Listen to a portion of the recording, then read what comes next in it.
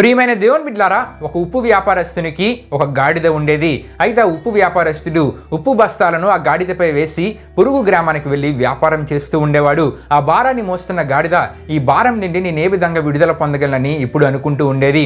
అయితే ఒకరోజు ఉప్పు బస్తాలను మోస్తూ ఒక ఏరు ఆ గాడిద దాటుతుండగా ప్రమాదవశాత్తు నీళ్ళలో పడిపోయింది. ఉప్పంతా కరిగిపోయింది.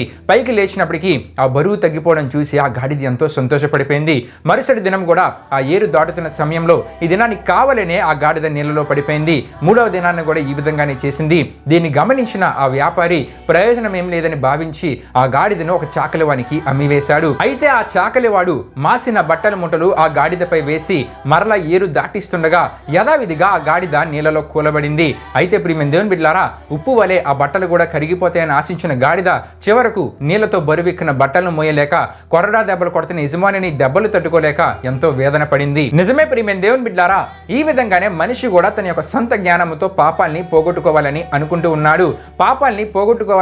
ఉన్నాడు కానీ మరింత పాపిగా మారి పాప భారము పెరిగి నశించిపోతూ ఉన్నాడు.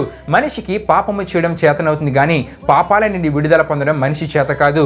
మరి పాపాల నుండి విడుదల, పాప క్షమాపణ ఎవరి దగ్గర దొరుకుతుందంటే నేను ఆరాధిస్తున్న నిజదేవుడైన యేసుక్రీస్తు వారి దగ్గర మాత్రమే. గనుకనే యేసు ప్రభువారు ఈ విధంగా అంటూ ఉన్నారు, ప్రయాసపడి భారం మోసుకొనిచున్న సమస్త జనులారా నా యొద్దకు రండి, నేను మీకు విశ్రాంతిని కలుగజేసేదను.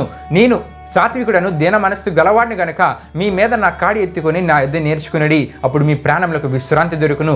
ఏలయనగా నా కాడి సులువుగాను నా భారము తేలికగాను ఉన్నదని యేసుప్రభువారు అంటున్నట్లు మనం చూడగలం. గనుక పాప క్షమాపణ దయచేయు, పాపాల నుండి విడుదల కలిగించి యేసుప్రభువారి దగ్గరికి మనం రాగలిగితే మన పాపాలకు క్షమాపణ, మన పాపాల నుండి విడుదల, నూతన జీవితాన్ని మన జీవితంలో మనం పొందుకోగలం. ఆమేన్.